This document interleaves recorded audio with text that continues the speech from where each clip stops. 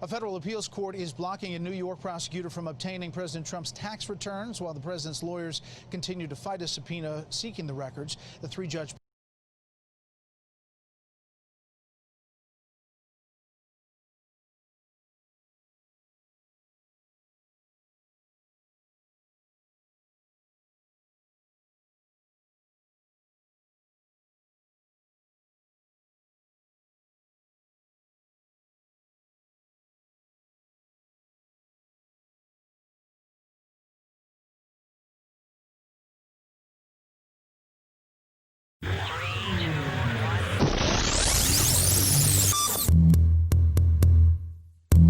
This is the Jason Walker Show.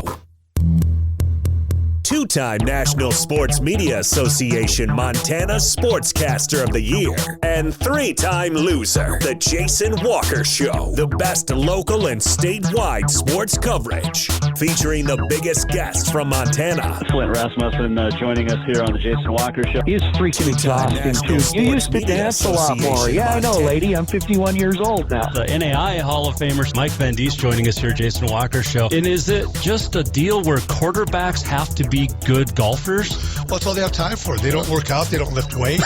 They don't do anything else. They might as well go get on the golf course and at least have some fun. And from across the country, Doug Gottlieb, our guest here on the Jason Walker Show. End of the day, remember, it's your show. It's got your name on it. Howie Mandel, our guest here. Jason Walker, deal or no deal? The Jason Walker Show, broadcasting from the Major Mortgage Man Cave. Here's Jason Walker. Hey, happy Thursday. It is the Jason Walker Show inside the Major Mortgage Man Cave, proudly brought to you by Capital Collision Center. The best at repairing your vehicle, the best at customer service, and so much more. Big show today. Big show. We've got on this day in history, we've got some news about fans in the stands.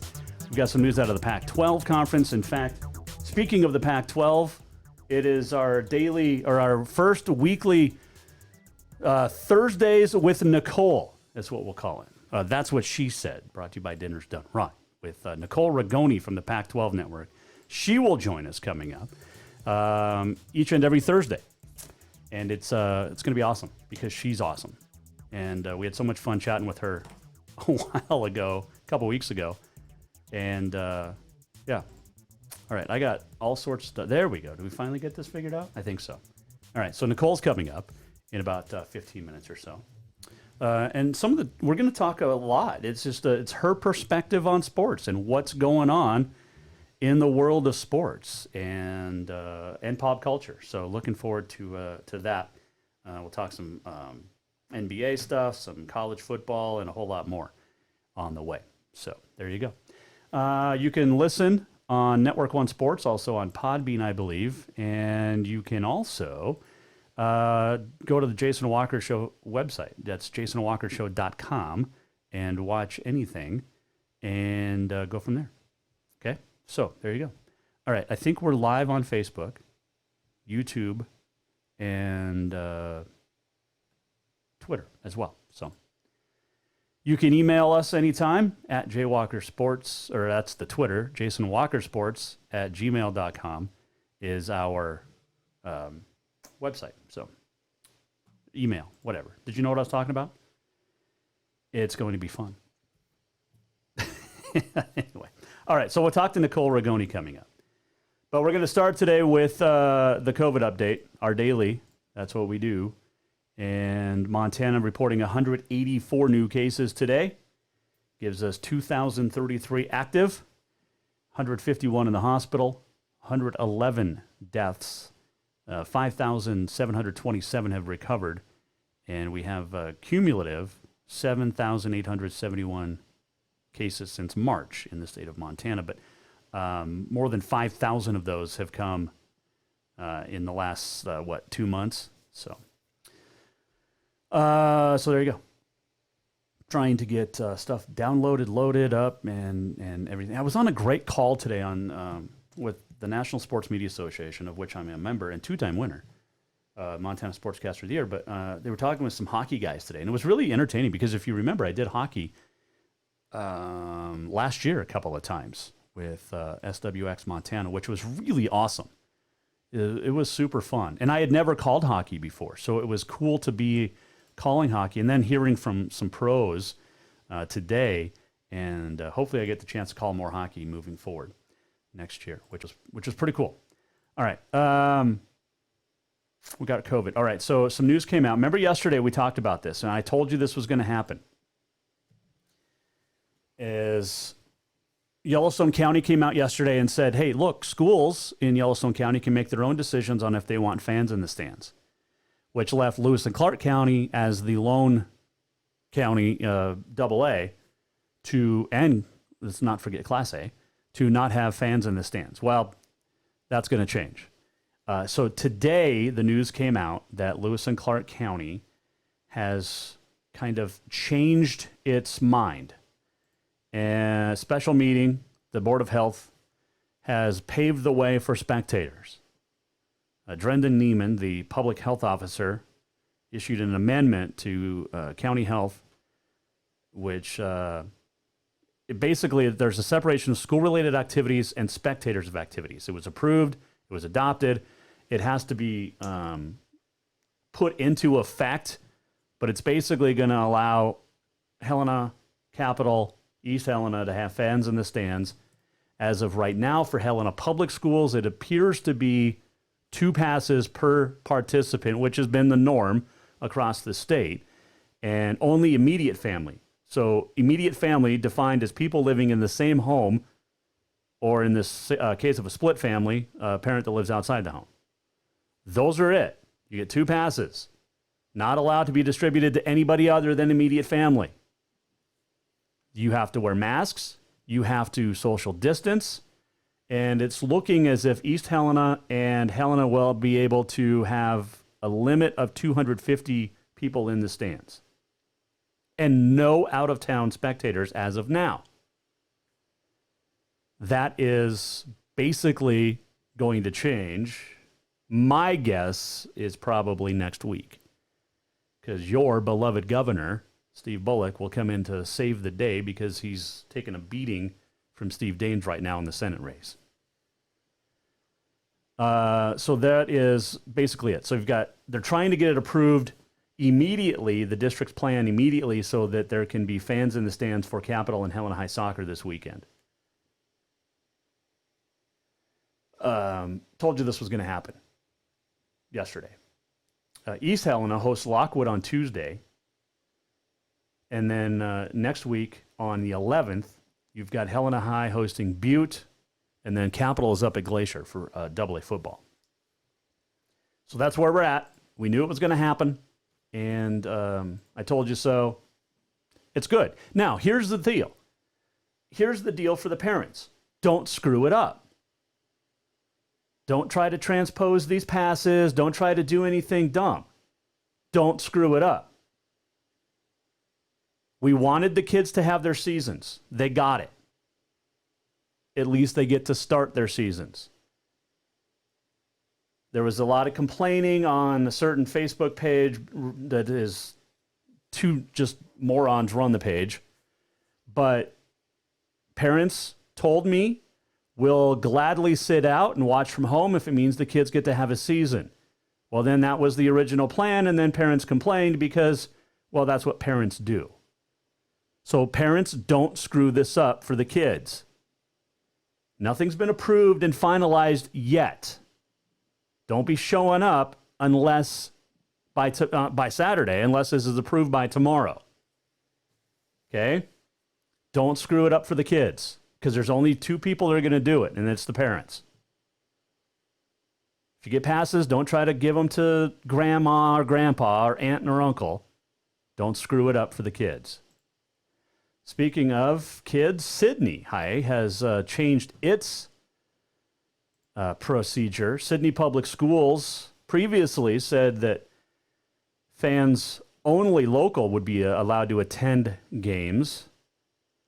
And it was going to be originally athletes, cheerleaders, and pep band members going to be given 4 tickets for each event. This is in Sydney. Now they will allow out-of-town spectators as well.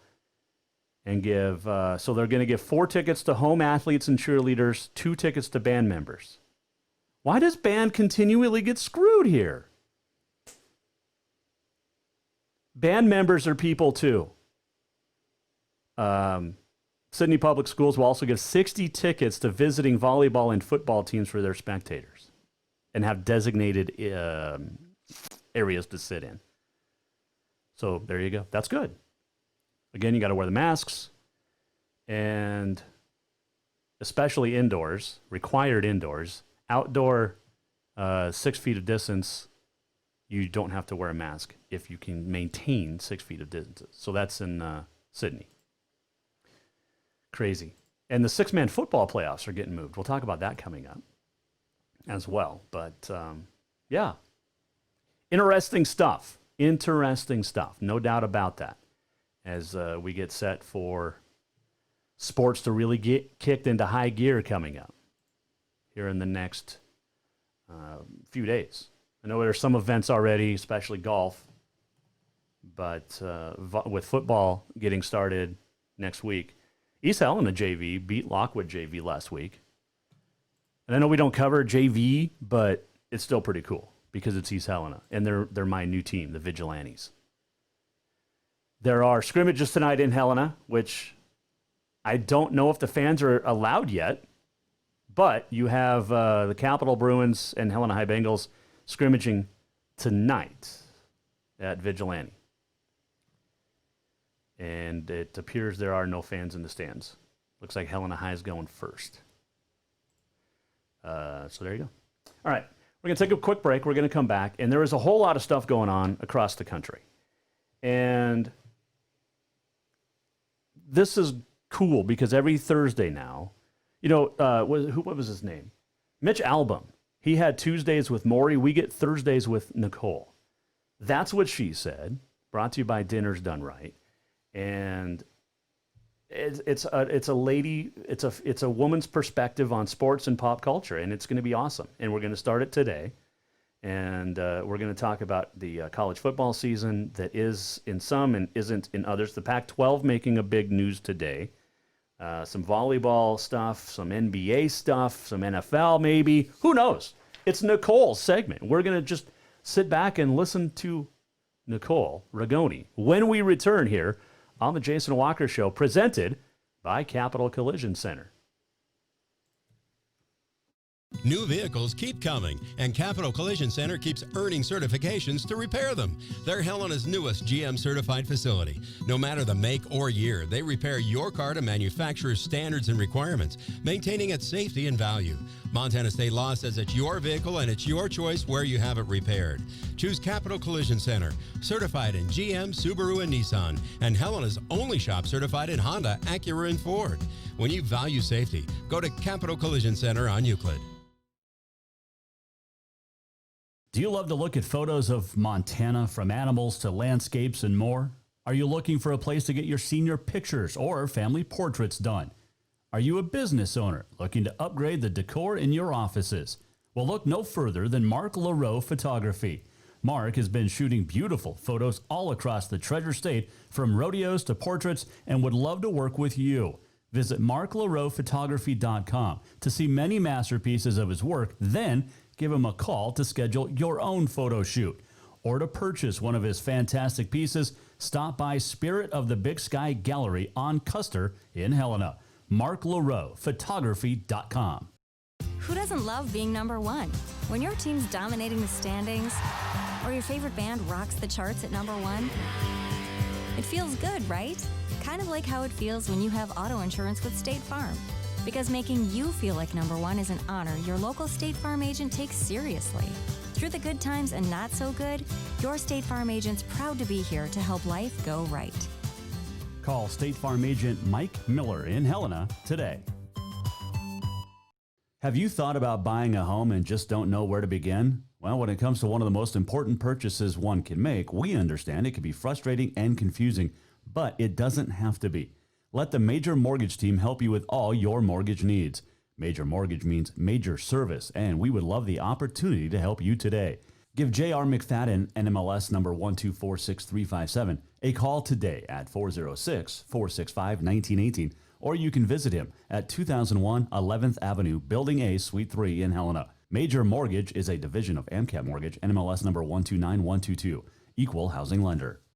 Yes, it's true that Montana is a long way from the Gulf Coast, but you can bring that Cajun flavor home with a stop at Cafe Zydeco. From po' boys to classic sandwiches, Cafe Zydeco has all the best Cajun in town. Are you in the mood for seafood gumbo or crawfish etouffee? Maybe you're craving jambalaya with some shrimp and grits. Head in for breakfast, lunch, or dinner, or call ahead for pickup or delivery. Cafe Zydeco will fix all your southern cravings, even on a chilly Montana day. Cafe Zydeco is a proud sponsor of The Jason Walker Show. Store-wide savings are what you'll find when you shop for new home furnishings at Rucker's Furniture. This means tremendous values on Helena's largest in-stock selection of home furnishings. When you shop Rucker's, you'll find store-wide savings on the furniture you want for every room in your home. And you'll also find our selection of Serta iComfort, the most comfortable beds in Helena. 12-month financing is available with approved credit on most purchases over $299. Ask for details. You'll find store-wide savings at Rucker's Furniture, 1010 Dearborn, Helena.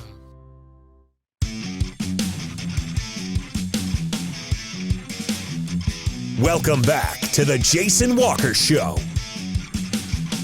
Welcome back, Jason Walker Show, presented by Capital Collision Center. Inside the Major Mortgage Man Cave. This segment brought to you by Rucker's Furniture. Tomorrow on the show, Barry Abrams from ESPN In the Gate podcast will preview the Kentucky Derby coming up on Saturday. Also tomorrow, Jeff Benedict. He's written a book about, it's called The Dynasty. It's about the New England Patriots and discusses in detail Tom Brady leaving. And according to early stuff I've read, it appears that it was Gisele's doing. That is why Tom Brady is now in Tampa Bay. So apparently Gisele had enough of being cold and moved to Tampa Bay. So I don't know. Hey, there's probably nobody better to talk about a woman's perspective of warm weather and cold weather than our guest now each and every Thursday. Her name is Nicole Rigoni. I'm trying the Italian. Did it work? Yes, you said it right. I remembered. It is so good to have you, Nicole. Let me put you on the camera. Hey, there you are. Because when we talked a couple of weeks ago, it was just a fun conversation, kind of a get to know you. And then you texted me and said, can we make this a regular thing? Because I'm bored with no sports. And I said, absolutely. So here you are. Here I am. Absolutely bored with no sports in the Pac-12. Oh, my gosh. And then immediately when you texted me about the Pac-12 article, of course I didn't hear about it. I was doing my hair for the show. Oh, geez. So I had curling iron in one hand and then reading this article, and I was like, oh, my gosh, I got to get this down. Yeah, so we'll talk about that here in a second. That's a woman's take for you. Yeah, exactly. That's exactly right. And see, that is the behind-the-scenes stuff that is going to make you super famous, because you're not the only one, I'm sure, that has prepared for a story or some sort of appearance with a curling iron in her hand and a phone in the other. But at least, Nicole, you have a phone. So 2 weeks ago, you were on vacation. You lost all electronics. All of it.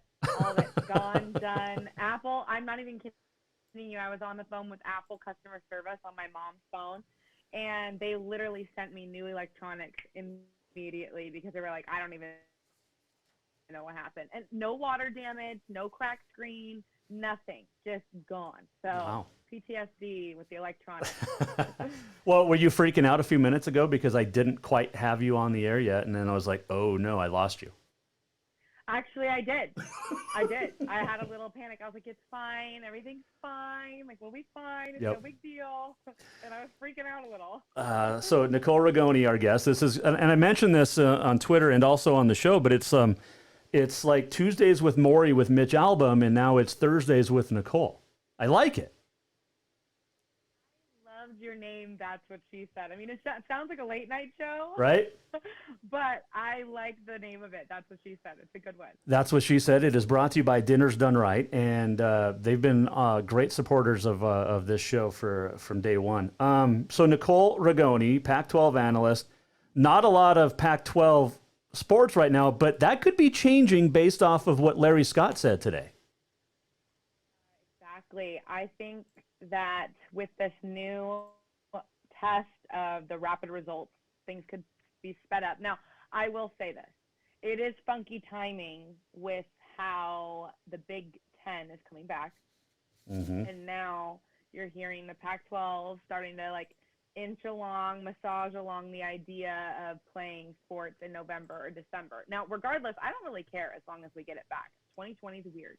The whole year has been strange. And so just to even have the Pac-12 come back and potentially play 10 games, the Big Ten potentially do 10 games, and then maybe in the fall revisit the national championship teams to see who wins in each conference. Maybe that's how they're going to do it. I have no idea, but I am so excited about this testing, and that if the rapid results does really well in Pac-12 between all the different conferences and all the different teams, just spread it throughout all the other conferences. Put it in the Big Ten, put it in the Big 12, put it in the SEC, put it in the ACC.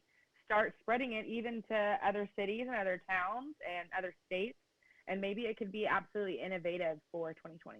Well, one thing Larry Scott didn't mention was the cost, and he refused to talk about that. I saw in the article. I can't imagine this is super cheap if they're going to test all these student athletes almost every day. There's no way that is cheap. I talked to an SEC coach this week, and I was like, what's the approximate range of COVID testing? And they said about $100 per player and per test. Wow. So, I mean, just adding that up, it's going to be super expensive. Now, I don't know exactly what this test is going to look like, but these conferences have so much money that I don't think they care about how much it's going to cost. What they care about is putting these athletes back on the field, back in the gym, back wherever they're supposed to be right now for fall, and getting full capacity onto the campuses too. I mean, I'm sure that if this testing works in the athletic department, it's going to start spreading onto campus health, which is another huge aspect that will be talked about for sure. And it's going to be a great thing if it works out. You bring up a good point. And before we get to your awesomeness that you typed out and sent to me, you mentioned the students. Now, the student athletes have always been treated different than students. Will students have a right to complain or argue that they should get a part of this if the student athletes are as well? I think so. I definitely think they should be able to argue that point. I think you should have access, like I said, at the student health buildings and wherever they're getting their medical treatment from campus. I think they should have access to it. The hard part where it gets blurry is that the students are on scholarship that are student athletes. And so automatically they're just going to be treated just a little bit different, but I think they should have access to it if they want it, and at least have access to just testing in general at a discounted rate. But I mean, with the return of students that are going to campus, so I talked to, again, this past week, one of the coaches at Oregon State, and I said, what does it look like on campus? Like, how many kids are returning? How many are staying away? And he said about 75% of students are returning. And he said it's actually frightening. Because what do students do when they get back on campus? They instantly are in each other's dorm rooms, they're in each other's apartments, wherever they're living, they're commingling. And what else do? They party a ton. Yep. The frats and sororities, I cannot imagine how they're going to be able to not party. It's just a part of their culture. So the outbreak, if Pac-12 can pull this off for not only the conference, but for maybe the rest of the country, it would be an absolutely amazing gift that the Pac-12 conference can give to America.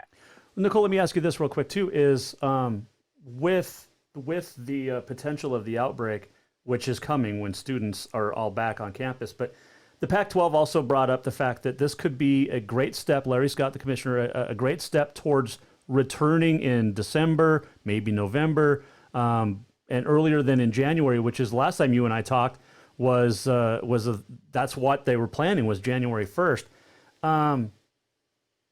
There's still, 4 schools in California and 2 in Oregon that aren't cleared to even have practices.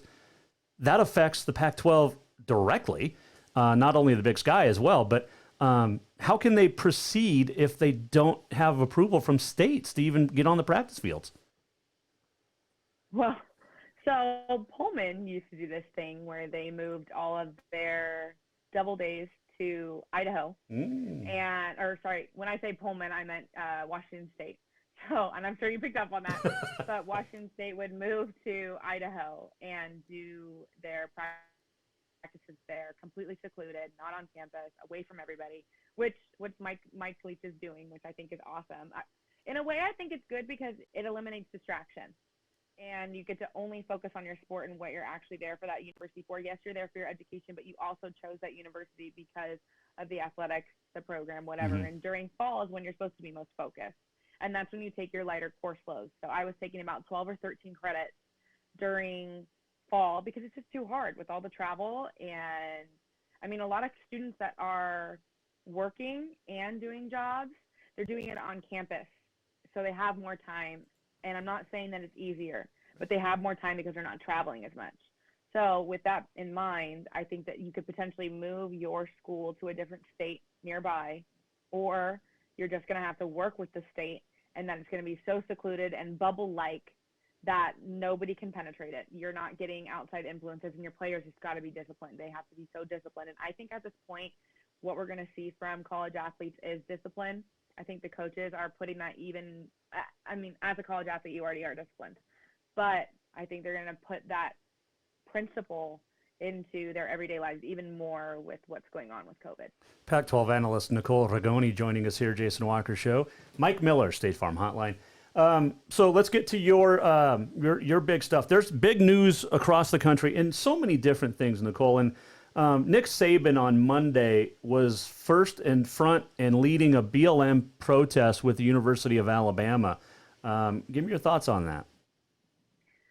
I, as a former student athlete, coming from two parents that were also collegiate athletes, I thought that it was remarkable the way he did it. I think he's being a leader in the community. I think he's showing his players. I think he's showing the South where there's been issues of racial inequality, predominantly more in the South than anywhere else. We live on the West Coast, so I don't think we see it as much as we do in the South. Now, I'm speaking from the fact that last season I went to Alabama and I covered with the G unit Alabama 3 times last season. The beginning, Duke versus Alabama, Tennessee versus Alabama, and Mississippi State versus Alabama.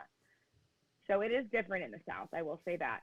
And it's just a tradition, and I think it's something that shouldn't be a tradition, period. But it's just it's the way people communicate that needs to change. And I think with Nick Saban being the lead of that and showing a peaceful protest, showing his players that are of color, that he is behind them, which is huge. I mean, no matter what anybody can say here, when you are a head coach of a program, no matter if you're at his level or at the bottom, when your players have an issue, you just need to listen, period. You just need to listen. You need to gather where you can help them in that area and where you can give them support. And I think Saban showed that because most of his players are of color, and he is in a community that loves football, and that needs to change a little bit of the way they go about things.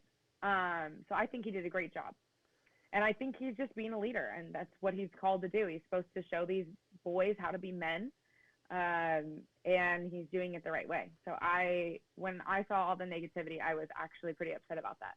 And now doing some research and seeing different articles of Saban bowing down to the Black Lives Matter, I mean, what it comes down to is he works with people of color, and he has a heart. And when you're a coach, you have to listen to your players.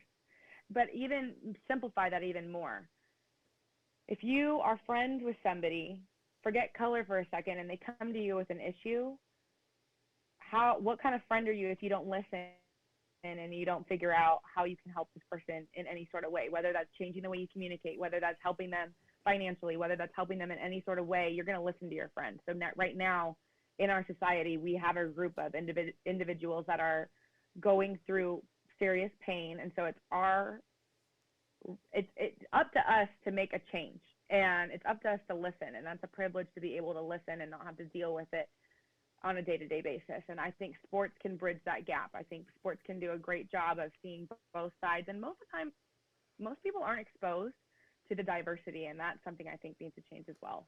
It's diversity in all workplace, in athletics. I mean, there's tons in athletics, and that's where that gap comes together. And a lot of people, I feel like, are able to relate to each other consistently through athletics. So I enjoyed watching that, and I thought it was a really good thing that Nick Saban did for his program. Nicole Rigoni, our guest here Thursdays. That's what she said with Nicole. Student athletes are using their voice since March a lot more, and it's not only for racial equality, not only for equality in general, but just life in general. And we saw the Pac-12 guys that said they're going to opt out unless they had like a 19-point presentation they wanted.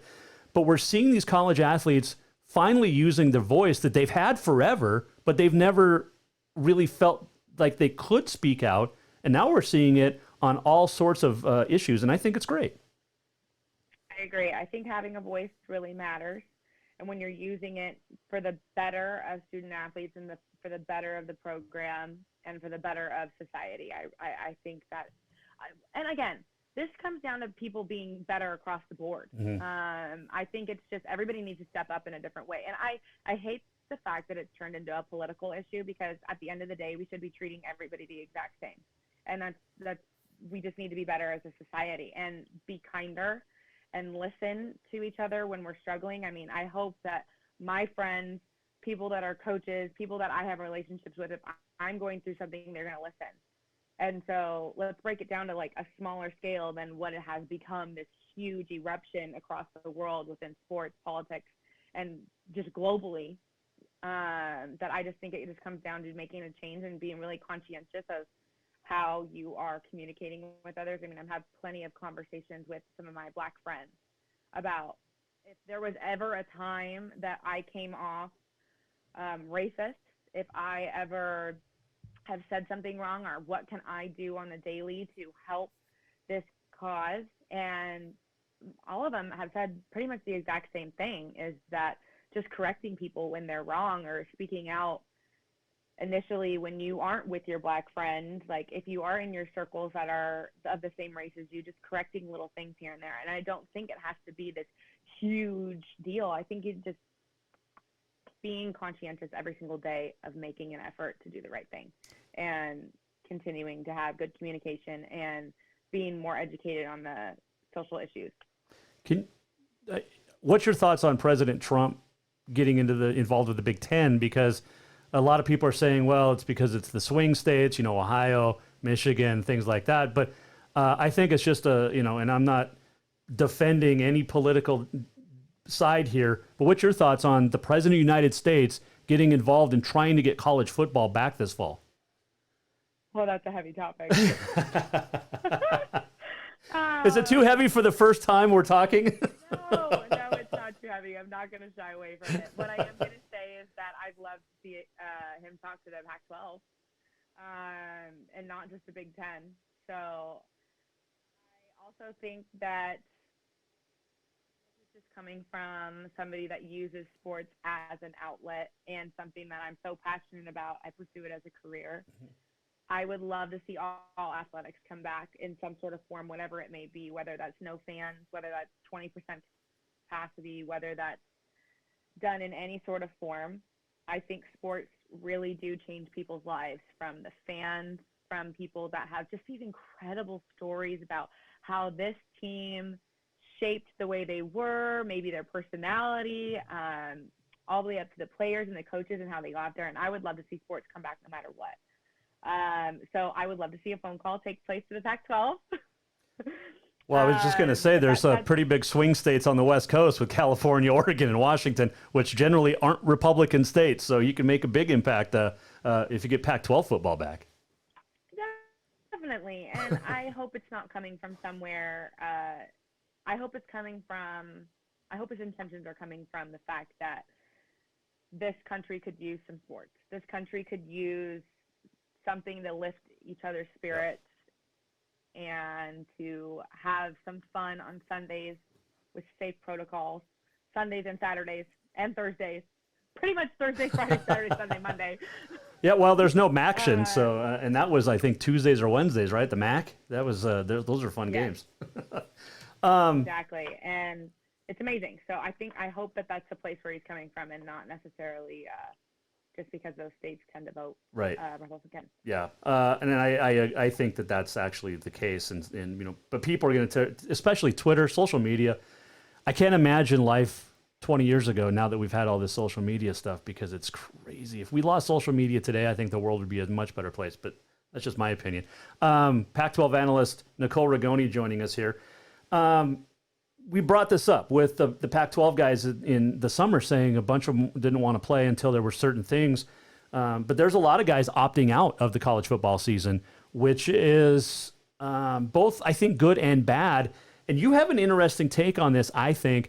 I'm okay with it. It reminds me a lot of guys that are, skipping bowl games to get ready for the NFL, but not knowing if there's a season. It's just there's a lot of guys saying, you know what, screw it, I'm going to go get ready for the big time now. Totally. I think it goes many ways, actually. I think if you are somebody that is just a diehard player, going to play no matter what, which is the category that I would have probably fallen in, you can do that. You can play this year and not lose any eligibility, which is huge. When have we ever heard of that? Right. Number two, getting ready for the draft, and that's why you would play. Because if you aren't playing, maybe you aren't even getting drafted. Maybe you're much lower on the draft scale. And number three is I'm too high and too high profile of an athlete that if I get hurt during this 10-game season, or if my draft stock goes down, there's really no point in playing. And number four, this is the other thing I've considered, is that if you get beat out, so somebody does beat you out in that position and they're a senior and you're just like, hey, I'm a junior, this is too much. Yep. I'm not even gonna play. I'm gonna get ready for next year. I think that's another opportunity, because practice, do what you can, but stay fit. But that's another reason why I think players would also opt out as well. On that matter, though, they have been blessed with time, the people that are deciding to opt out of season. And I think I think what we're going to see is we're going to see discipline take place or not take place. You have all this time to get ready for the draft, and that if you get out of shape, you aren't where you used to be, it's going to show right away. And I think the scouts are going to be able to see really who is made up of what, because there just is so much time. They've been blessed with it, but it also can be a curse in some cases when you're not actively in the weight room, you're not actively involved with the team, you're not actively involved playing with pads. So we'll see what ends up happening. I'm excited to actually see what happens with the draft, because I feel like some players are going to just absolutely skyrocket, and the players that might have opted out because of that reason, they might not be as disciplined, and so somebody else maybe from that played is going to move up in the draft stock. One thing, and I brought this up with high school guys, is, that was the big argument for having a high school season in Montana, especially, was, well, these seniors that haven't, been offered yet. Well, in my opinion, if you're a great junior, you've already been offered, and you were recruited by Big Sky, Pac-12. You played both. When did you get recruited? And because there are that rare occasion where a senior has a huge breakout year. You brought up Joe Burrow. If he had come out the year before, he wouldn't have been the number one draft pick, and that's a lot of money. But at high school to college, there's rare occasions where a guy has a breakout year or a girl has a breakout year. You've been recruited already. Coaches already have your tapes. What's your thoughts on that? I do agree with that. So my recruiting story is kind of funky. I was offered immediately as going into my freshman year of high school from Portland State. Wow. But a lot of those coaches that were at my volleyball club, they were already Portland State coaches. So they kind of knew, I was going to be trained. I was going to where I was going and what was going to happen with me and my outcome the next 4 years. So they saw me day to day. They saw how much I worked as an 8th grader. So they were excited about that. I committed actually my sophomore year of high school to University of Oregon. And then some coaching things changed when I was in high school, and then I ended up committing to Eastern Washington and then on to Washington State. But I had players on my team that were not offered until their senior year at Division I programs. Now they came from, and with football, this is harder. With volleyball, you can play it all year long. Right. High school doesn't really matter, but club matters. So I had girls that were going to Division I colleges based off of their senior year play because a program had an open scholarship. They were looking for an outside hitter. I mean, I feel like schools are always looking for good hitters. So it just varies. But with high school, I can't imagine how it would be much easier because boys develop later. So if you're a junior and you have a breakout season, I'm sure you're getting tons of offers. But if you're, I feel like and I don't know enough about this topic to speak on football, but I feel like as a senior, if you all of a sudden, grow 5 inches and gain like 30 pounds, and your body's just able to do more, I'm sure there's going to be some schools that will pick you up. But the recruiting pool right now is another aspect that I've talked to you about previously with how how am I going to phrase this? With the draft stock and then college athletes potentially having to be more disciplined than ever and getting ready for the draft, I feel the same way about high school students getting ready for potentially offers that will be on the table, because there are going to be athletes that are just not disciplined right now. And the strong will survive, the cream will rise to the top, however you want to explain it. That's what's going to take place in recruiting, because there's just going to be such a backup with kids that they're just going to take the best kids, and you could have a better opportunity just because you're physically fitter, you're ready to go, you're mentally, emotionally, and spiritually on the path of getting ready for college. That if this kid, XYZ kid, has maybe more talent but is like 30 pounds overweight, I don't know what's going to happen there. Well, here's an interesting thought too, and I've talked to some college coaches about this, is there's going to be less opportunities, I think, to be recruited, because with the extension of, eligibility, you look at Montana State, for instance, they have like 44 juniors that are going to be seniors next year. Well, what happens to those seniors this year if they decide to opt out in the spring, if there is a season, and they come back? Then you're looking at upwards of 60 plus seniors, and then that affects the next few recruiting classes after that. And it's a big, big deal, I think, right now, especially for football. But I would think that volleyball, softball, other sports are going to see this too, because you're going to have players that are going to be there 5, 6, 7 years now. Before it used to be an accident, now it's going to be on purpose. Right? Yeah. Everybody's Van Wilder now. What I think is going to happen is that they're just going to extend. The NCAA is just going to extend more scholarships at this time. They're just going to create more scholarships, and then it'll go back to normal once we start getting back to normality, which who knows when that's going to happen. But they're going to give more scholarships, and with that, they're going to have more kids, and then there's going to be more red shirts. And it's just going to come down to how much you really want to play. Because some people, there are people, even in college athletics, that are just kind of like, I don't even want to do this anymore. Like, I'm done.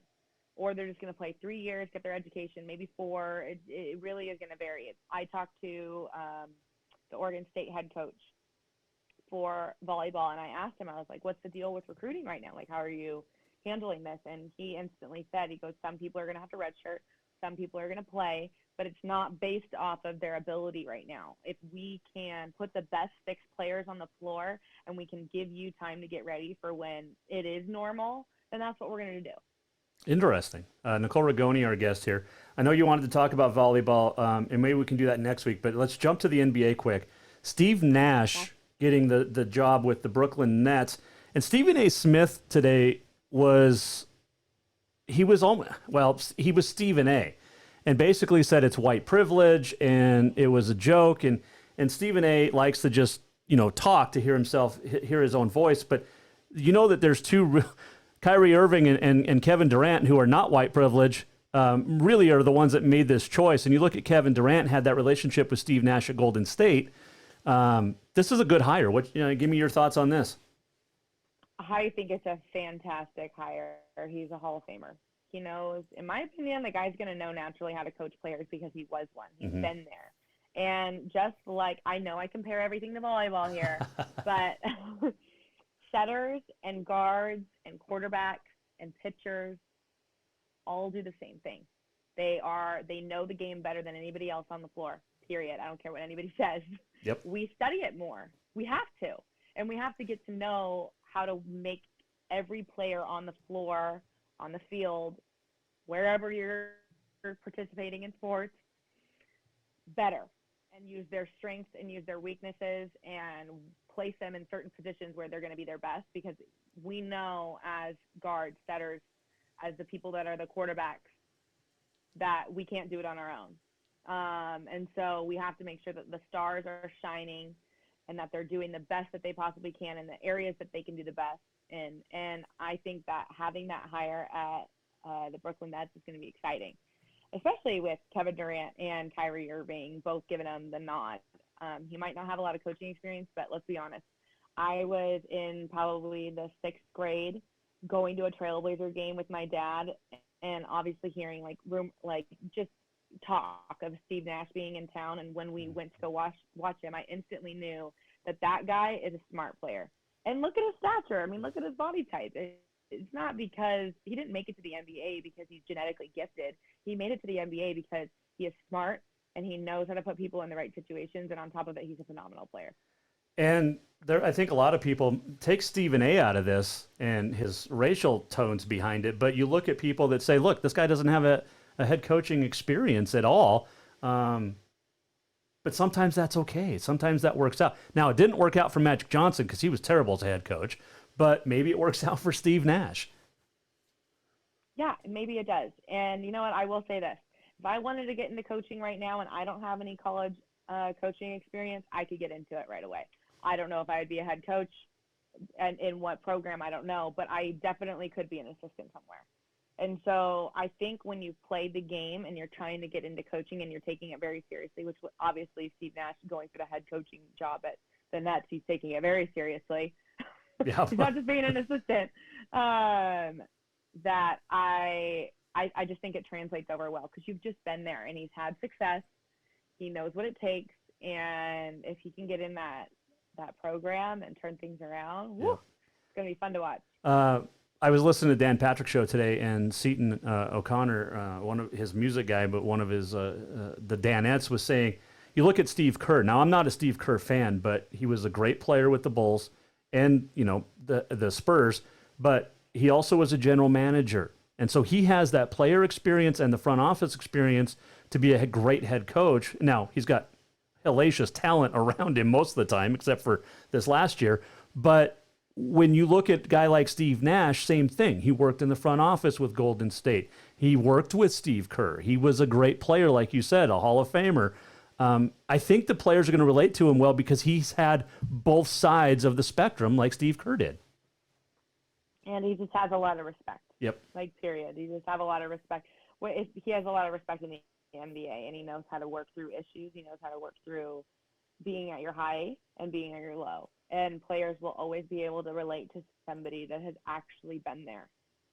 I mean, I remember talking to some girls that are going to be Pac-12 players, and they immediately reached out to me because I played in the Pac-12, and they want to know what it's like, and I shot them straight. I'm like, this is what you're going to get. It's not going to be easy.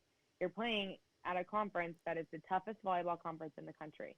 And so when you can relate with somebody, especially at the NBA level, that, hey, these are what is considered to be the best basketball players in the world that are playing this, and Steve Nash is put into that category as well, not as a coach yet, but as a player, they're going to be able to relate, and they're going to be able to have conversations, and comfortable conversations that you just couldn't get from people that just haven't been there. All right, so I got to ask you, Nicole, okay, so you've got the big football book behind you. Who's in the picture next to you? Oh, there's your dad in his Grizz uniform. This is Dad, yes. I did talk to Coach Van Diest about your dad. Said he was a great player. Here, I'll get the exact quote. So that's your dad in his Grizzly uniform, which is pretty cool. 7 to 80, by the way. Okay. 81. 1980 said Arnie. Is that his name? Yeah, Arnie was a threat defensive tackle for me in 1980. One of my all-time favorites. So there you go. Mike Van Diest. So you can relay that. I will definitely share that. And then we got to get you some. We got to see some of your awards next time behind you. Okay. So when I was building this, whatever you want to call it, home office, like this is what's here. We have Phil Knight Shoe Dog. We have an ESPN mic flag. Nice. We have a Magnolia table book. Ooh. Just cooking. For the love of the game, my story, Michael Jordan. This is actually like an antique book. Okay. And then Sports Illustrated 50. Okay. And then on this side is Mama Rigoni. Nice. Formerly Mama or Wendy Hoyt, not Mama at the time. So is that her volleyball outfit? Her volleyball Oh outfit. man. Trying to get the glare out of there. Old school Grizz. Old school Grizz, that's right. And then we have my favorite Washington State team, which is the 2016 team. Okay. And this group was just fun. So yeah, that's what we got. That's what I we like got it. in the home office. I like it. Oh, You and got the a Pac-12 mic flag. Yeah. Yep. When I worked in radio, I wanted mic flags, and the boss wouldn't buy them, so I was bummed because I thought that would be kind of cool. You gotta have them. I know. I need to get some on my mics here, but so yeah, I like the photos. Make sure you pass along Coach Van Diest's message. I definitely will. You can follow Nicole at Nicole Rigoni on the Twitter, and she's great. And I know we didn't get to half the stuff you wanted to, but we can, next time. We're figuring this thing out as we go here. That's what she said. Brought to you by Dinner's Done Right. That's what she said. Yeah. See, when I first when I first talked about naming that segment, and I did it back in the old radio days, and my program guy at the time is like, "That's great," because you hear say, "Oh, that's what she said," and then people think like, "Oh, that's what she said," but it's a woman's perspective, and I like it. It is a woman's perspective. I think it's hilarious. I think it's good. Hey, real quick, I love it. Jay Cutler and Tommy Lauren are dating supposedly. Did you see that today? Wow. Yeah. I did not see that, but I did see Patrick Mahomes propose to his girlfriend. Oh, by the way, back to the Giselle comment. Oh yeah. Whoa, I did not see that coming. Yeah, you're gonna have to listen tomorrow. So yeah, there's a book. It's called the Dynasty. Jeff Benedict he got Robert Kraft, he got Belichick, he got Parcells, he got all these guys, and apparently Giselle wanted out of New England, and so that kind of kickstarted Tom leaving, social distance, saying I'm gone to go to Tampa Bay. That's so crazy. She was like, and enough's enough. Forget the dynasty. You've done Right? enough here, Tom. I'm like, what? You could never do that. You I can't know. just leave. Yeah. But, So hey, he's old enough that it's just kind of like, I've done enough here, and I can go do it somewhere else. do you think he'll play till he's 50? That's what he wants. Yes, I do. I Really? think anything that Tom says he's going to do, he's probably going to do it. So yeah. Tried to doubt him. We've tried to doubt him, people. I know. I think we need to learn. I know. So supposedly this book, and I can't wait because we're going to talk to this guy tomorrow, the author. Apparently there was an agonizing decision to pass over Drew Bledsoe for Tom Brady when Drew got hurt, came back. And then we're going to talk Deflategate, Tapegate, all of that. And then, point number 6, Tom Brady under pressure from wife Giselle leaves New England for warmer weather. So there you go. Hey, there's some people that get clinically depressed from weather, and maybe Giselle was just like, I can't take it anymore, Tom. We've got to go. And, hey, you can't argue with that. No, and you always listen to the woman. That's what I was taught. So there you go. Happy life, or what is the saying? What happy wife, happy life. Yep. Nicole, appreciate it. I'm looking forward to next Thursday. I can't wait to see what is going to be on the topic plate next week. And take care out there. But if you need anything, let me know, and we'll talk next Thursday, same time. Alrighty, sounds good. Awesome. Thank It's you. the Wild West. I'm sure there's going to be new things to talk about. There's going to be, and you can jump on. If there's breaking news, just let me know. We can make this a Monday, any day you want. But Thursdays are solidified. But if there's something breaking, you're our go-to now. So I like it. Nicole Rigoni. That's what she said. Yes, that is what she said. It is Nicole Rigoni. Give her a follow on Twitter. We will see you next Thursday for sure. Enjoy Oregon, and we'll talk soon. Bye. That is Nicole Rigoni joining us. That's what she said, presented by Dinner's Done Right. And yeah, I'm looking forward to that because Nicole is super smart and she knows what she's talking about. And I can't wait to chat with her some more. Segment brought to you by our friends at Rucker's Furniture, as well as Mark LaRoe Photography. Make sure you get a hold of Mark and book your senior portrait or family portrait package. He'll give you an unbelievable discount for buying something. But then also if you, here, let me go back to this. If you purchase, you get 20% off anything from Mark LaRoe. And then also, if you book a package and mention the Jason Walker Show, free 8x10 canvas or matte print. So good stuff. Rucker's Furniture and Mark LaRoe Photography. We appreciate both of you extremely, as we do all of our sponsors, including Capital Collision Center. Coming right back, six-man football news next. New vehicles keep coming, and Capital Collision Center keeps earning certifications to repair them. They're Helena's newest GM-certified facility. No matter the make or year, they repair your car to manufacturer's standards and requirements, maintaining its safety and value. Montana state law says it's your vehicle and it's your choice where you have it repaired. Choose Capital Collision Center, certified in GM, Subaru, and Nissan, and Helena's only shop certified in Honda, Acura, and Ford.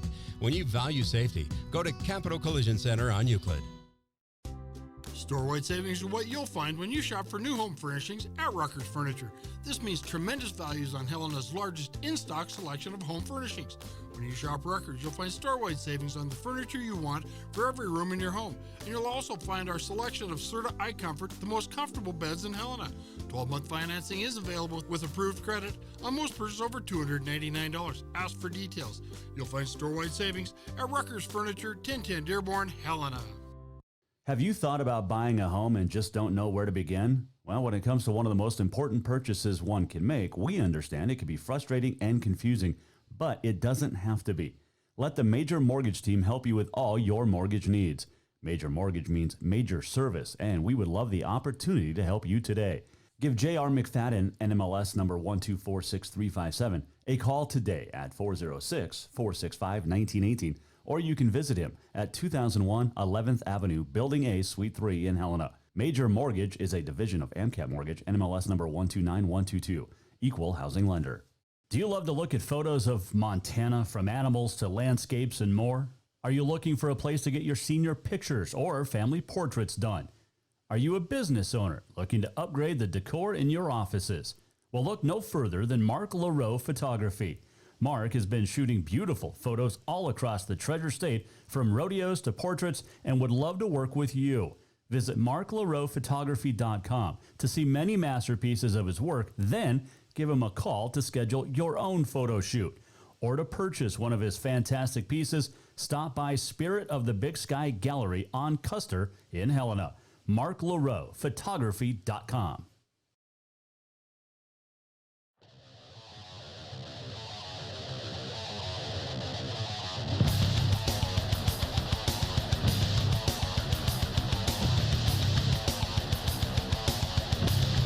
Live look, thanks to EarthCam, from the Washington Monument.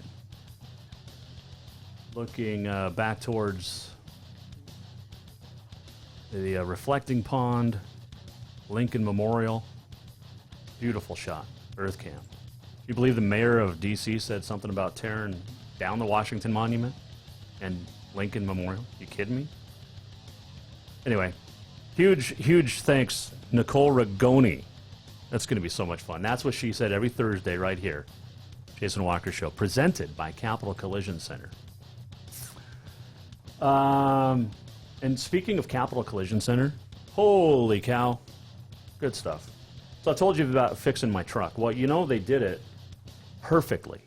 Like, to manufacture, I mean, it's like I just drove it off the lot in wherever Chevys are made. Michigan, whatever. Manufacturers have a repair manual for repairs for those vehicles, and they spent millions of dollars to get this. They want their vehicles properly repaired to their specifications. Well, Capital Collision actually has a book that they follow step by step by step on how to put your vehicle back together if it's been in an accident. And my stepdad, when I got my truck back a couple weeks ago, was looking at it, and he's like, man, the grooves, the spacings, like he's like, you can't tell it was in a wreck. And it was, I mean, from one side or from the back to the front, or from front to the back when I got hit. But unbelievable the work Capital Collision Center did. Tomorrow, great show. Well, Barry Abrams will talk Kentucky Derby. Jeff Benedict as well, who has just written a book that comes out next week called The Dynasty. Lots of inside secrets on the New England Patriots. Next week, Flint Rasmussen will be a guest, as well as Super Nanny. Joe Frost will be a guest. Why? Because she's going to talk about quarantine and sending kids back to school, plus the in-person and out-of-person learning. It's just, she's got some great insight. And so we're going to talk to Super Nanny next week here on the Jason Walker Show, which is going to be a lot of fun. And also, we'll get you set for the AA football season to get started next week. It's going to happen. All right. So real quick, there's some Class C football news of the 6-man variety. They're going to start a week earlier. And originally scheduled to begin the last week of October. They're going to move it up a week. MHSA Executive Board approved the proposal. So the first round of 6-man will now be October 23rd and 24th. 16 teams. And the championship is now going to be a week earlier. So that'll be interesting to see. So non-conference games have already been taken out from the 6-man, as well as most schools. But so there you go. The regular season was scheduled to end October 17th, so there was going to be an open week, basically 2 weeks, like the Super Bowl, between the end of the regular season and the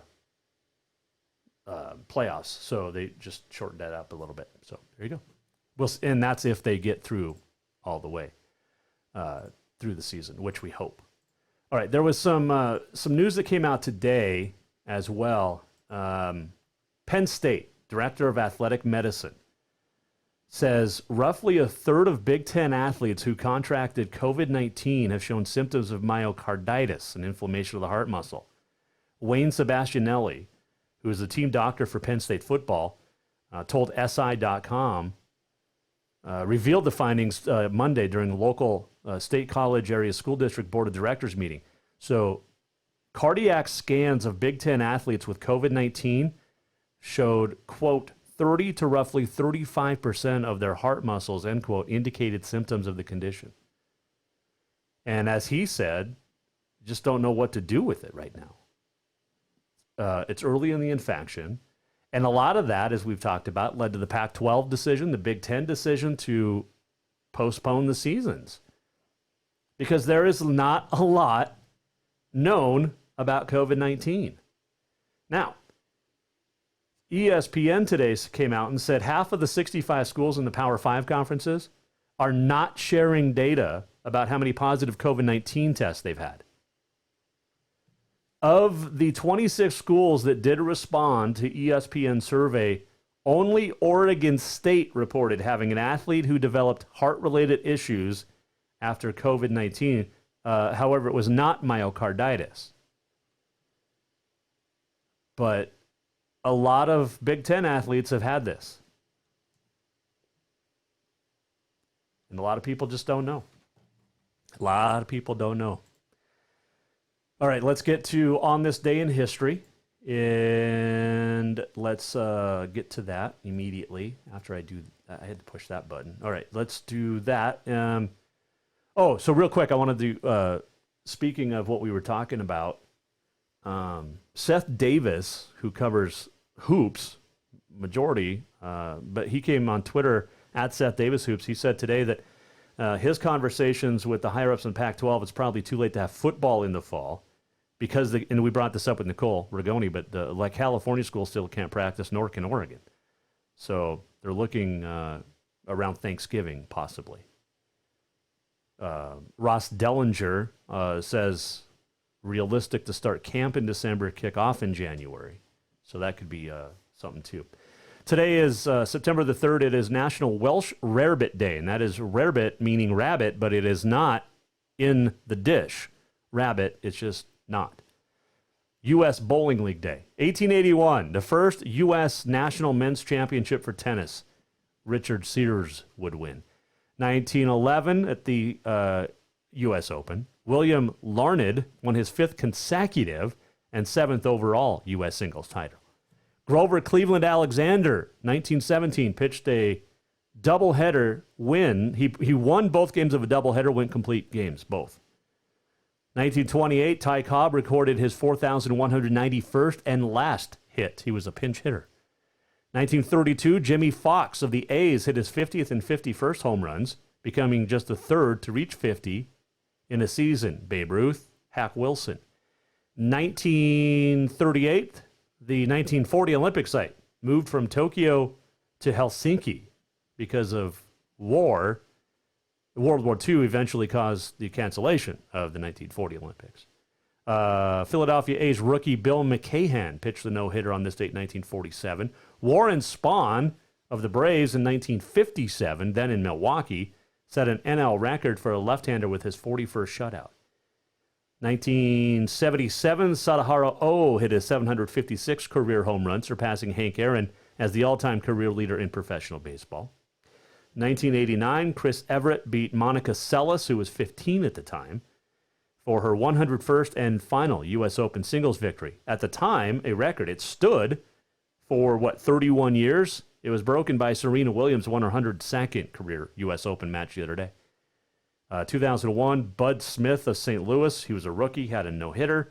2006, Andre Agassi lost to Benjamin Becker in his final career match, the 8-time Grand Slam winner. Happy birthday, Shaun White, born on this date in 1986. Vince Lombardi died on this date in 1970. A couple of other birthdays, Alan Ladd, who played Shane in the movie Shane, was born on this date in 1913. And Charlie Sheen was born on this date in 1965. We're almost at the end of the show. What did we learn? And what did he miss? Time for the walk-off. Well, we learned that fans will be in the stands potentially starting this weekend in Lewis and Clark County, and probably for sure next week. Don't screw it up, parents. Listen to the rules. Tomorrow, Barry Abrams, Jeff Benedict. Barry's going to talk Kentucky Derby. Jeff's going to talk New England Patriots. Huge thanks, Nicole Rigoni. If you missed anything, you can listen again, JasonWalkerShow.com. And then we'll see you back here tomorrow to wrap up the week at 4, the Jason Walker Show. Presented by Capital Collision Center. Till tomorrow, have yourself a terrific Thursday as we get set for a fantastic Friday. Take care. The Jason Walker Show is produced by the Jason Walker Media Company. Any reuse, rebroadcast, or retransmission without the express written consent of the Jason Walker Show is strictly prohibited. Just listen, watch, and enjoy.